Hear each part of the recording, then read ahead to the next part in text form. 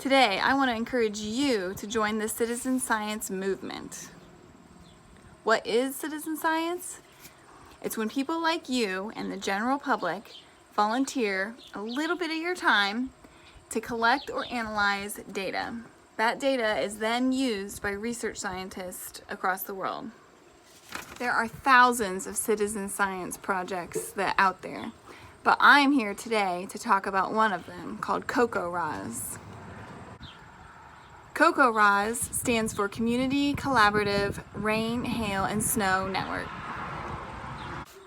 Thousands of volunteers report their daily precipitation measurement online. This data is then mapped and available for free on their website. Who uses this data? Well, to name a few: the National Weather Service, meteorologists, hydrologists, city utilities, insurance adjusters, the USDA, engineers, mosquito control, ranchers, farmers, teachers, students, just to name a few. So as you can tell, a lot of people use this data, and you can help. And guess what? Contributing to this data and using it is super easy. Today, Jacob and I are going to go over those easy steps to start collecting your CoCoRaHS data. Step 1. Purchase a CoCoRaHS approved rain gauge. Where's our rain gauge? Right here. Yep. To find out where to buy one of these rain gauges, you can go to the CoCoRaHS website. Step 2. Watch the CoCoRaHS educational training video on how to choose the best location for your rain gauge. The key points in this video are: avoid placing the rain gauge under or near trees or structures, avoid sprinklers, steep slopes, and animals. Don't place the rain gauge on a solid fence. Place it in an open area about 2 times the distance away from a structure as it is tall.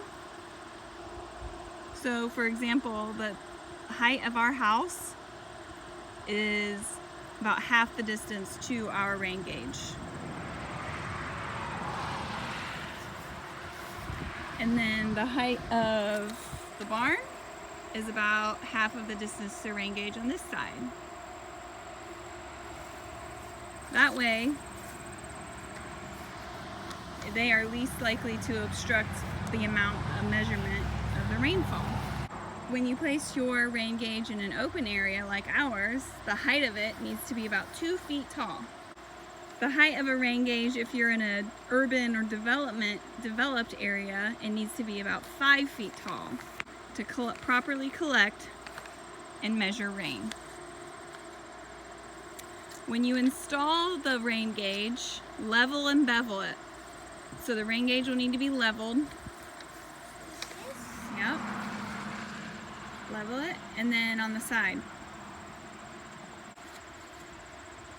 There you go. Kind of put your hand down it. There you go. Good job. Step 4. Create a CoCoRaHS account. You can do all of this on their website, and it is super easy.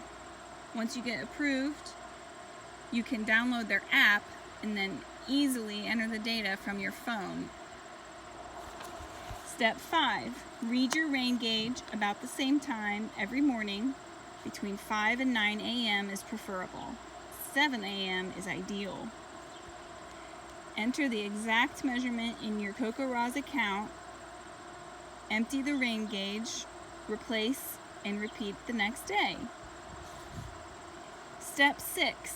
Feel good about helping. The inner tube measures 1 inch of rainwater. There is a notch on the top for overflow.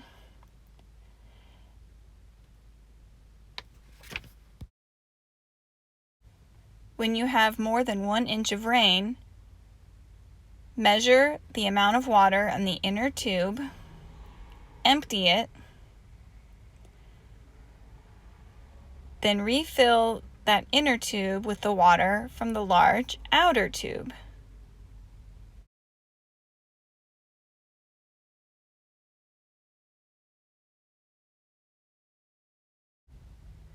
Measure that water and add it to your first amount. Each small dash is 1/100th of an inch. You will measure to the closest 100th of an inch.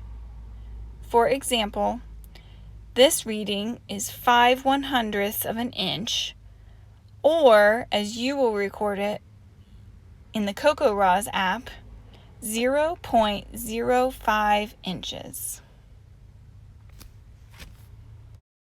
If you forget a day to record your information or go on vacation, don't fret. There is a way to submit a multi-day report and get caught back up. The CoCoRaHS website is a great resource for lots of information. Their interactive maps are very visual and helps you understand precipitation in your area or all across the United States. There are also many educational videos on their YouTube channel. What a fun project for a classroom.